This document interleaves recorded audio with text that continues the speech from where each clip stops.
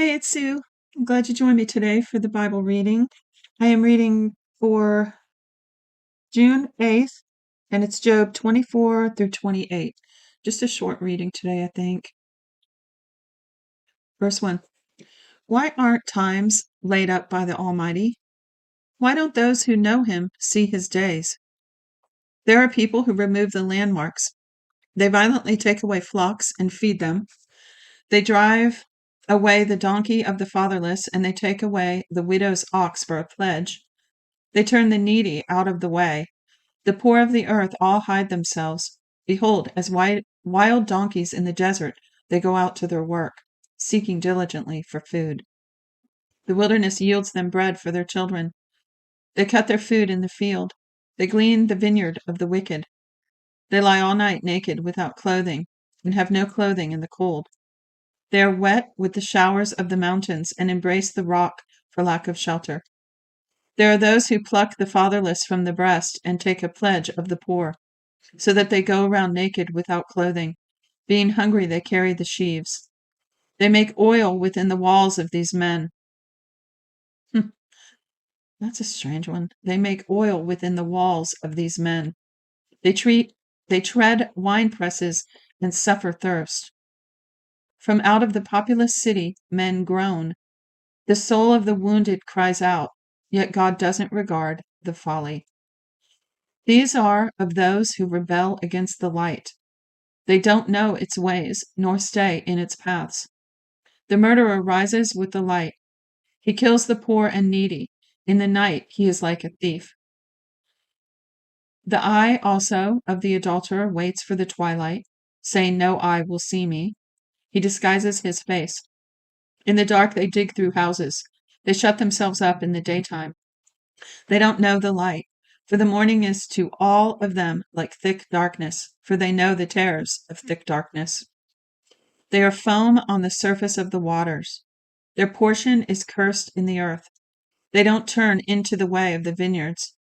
Drought and heat consume the snow waters. So does Sheol those who have sinned. The womb will forget him. The worm will feed sweetly on him. He will be no more remembered. Unrighteousness will be broken as a tree. He devours the barren who don't bear. He shows no kindness to the widow. Yet God preserves the mighty by his power. He rises up who has no assurance of life. God gives them security and they rest in it. His eyes are on their ways. They are exalted, yet a little while, and they are gone. Yes, they are brought low, they are taken out of the way as all others, and are cut off as the tops of the ears of grain. If it isn't so now, who will prove me a liar and make my speech worth nothing? Then Bildad the Shuhite answered, dominion and fear are with him. He makes peace in his high places. Can his armies be counted? On whom does his light not arise? So I don't understand everything that's been said so far in today's reading. I imagine reading some different versions would help clear that up a little bit. And of course, looking up the root Hebrew here. But it does seem that they're all kind of giving their commentary again about God. And of course, the whole overarching theme of Job having to do with God's justice.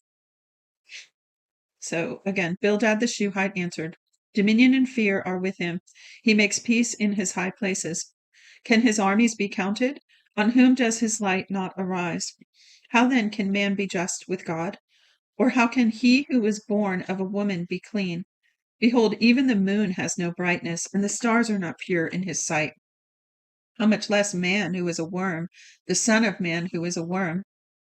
Then Job answered, how have you helped him who is without power? How have you saved the arm that has no strength? How have you counseled him who has no wisdom, and plentifully declared sound knowledge? To whom have you uttered words? Whose spirit came out of you? The departed spirits tremble, those beneath the waters, and all them that live in them.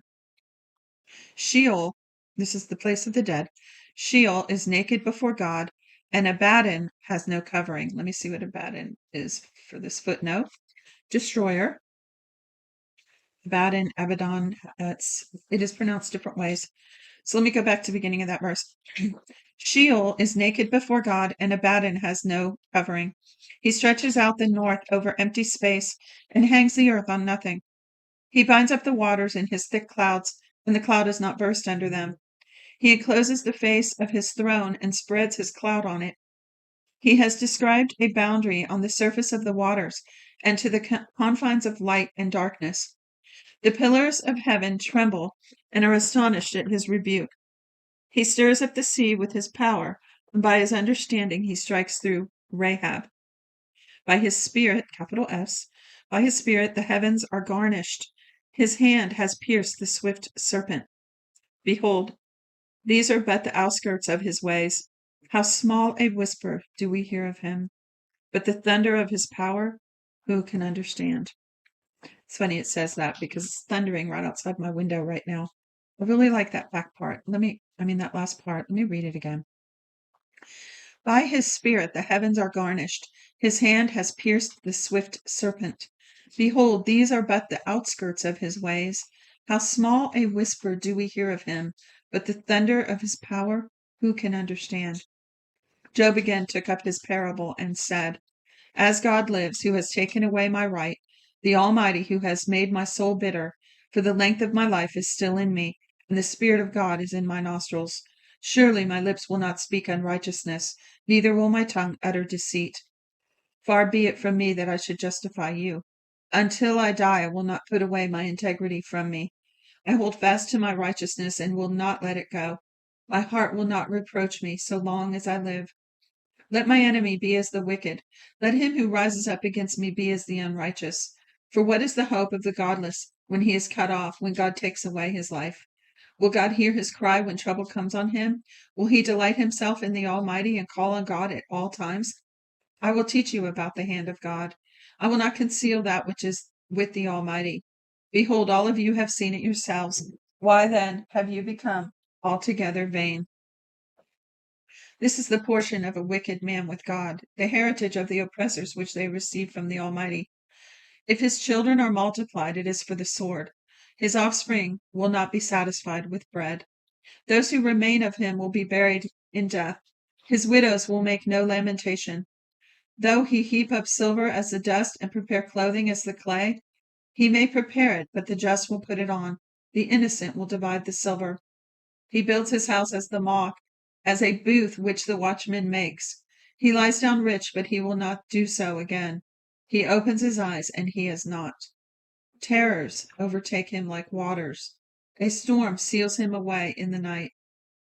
The east wind carries him away, and he departs. It sweeps him out of his place, for it hurls at him and does not spare. As he flees away from his hand, men will clap their hands at him, and will hiss him out of his place. Surely there is a mine for silver and a place for gold which they refine. Isn't that interesting? It says it will hiss him out of his place. Verse 23 again. Men will clap their hands at him and will hiss him out of his place. Surely there is a mine for silver and a place for gold which they refine. Iron is taken out of the earth and copper is smelted out of the ore. Man sets an end to darkness and searches out to the furthest bound the stones of obscurity and of thick darkness. He breaks open a shaft away from where people live. They are forgotten by the foot. They hang far from men. They swing back and forth. As for the earth, out of it comes bread. Underneath it is turned up, as it were, by fire. Sapphires come from its rocks. It has dust of gold. That path no bird of prey knows, neither has the falcon's eye seen.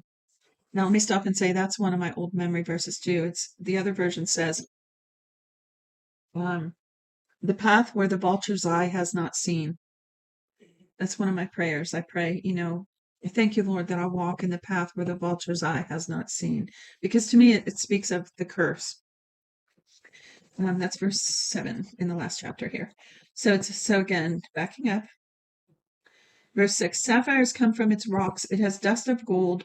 That path no bird of prey knows, neither has the falcon's eye seen it. The proud animals have not trodden it, nor has the fierce lion passed by there. He puts his hand on the flinty rock, and he overturns the mountains by the roots. He cuts out channels among the rocks.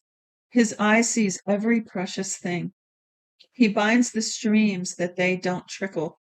The thing that is hidden he brings out to light. But where will wisdom be found? Where is the place of understanding? Man doesn't know its price. Neither is it found in the land of the living. The deep says, "It isn't in me." The sea says, "It isn't with me." It can't be gotten for gold, neither will silver be weighed for its price. It can't be valued with the gold of Ophir, with the precious onyx or the sapphire. There's the gold of Ophir again. Remember what I said yesterday, or maybe the day before? Not sure. 17. Gold and glass can't equal it, neither will it be exchanged for jewels of fine gold. No mention will be made of coral or crystal. Yes, the price of wisdom is above rubies. The topaz of Ethiopia will not equal it, nor will it be valued with pure gold. Where then does wisdom come from? Where is the place of understanding? Seeing it is hidden from the eyes of all living and kept close from the birds of the sky. Destruction and death say, "We have heard a rumor of it with our ears." God understands its way, and he knows its place, for he looks to the ends of the earth and sees under the whole sky. He establishes the force of the wind. Yes, he measures out the waters by measure. When he made a decree for the rain and a way for the lightning of thunder, then he saw it and declared it. He established it, yes, and searched it out. To man he said, "Behold, the fear of the Lord, that is wisdom. To depart from evil is understanding."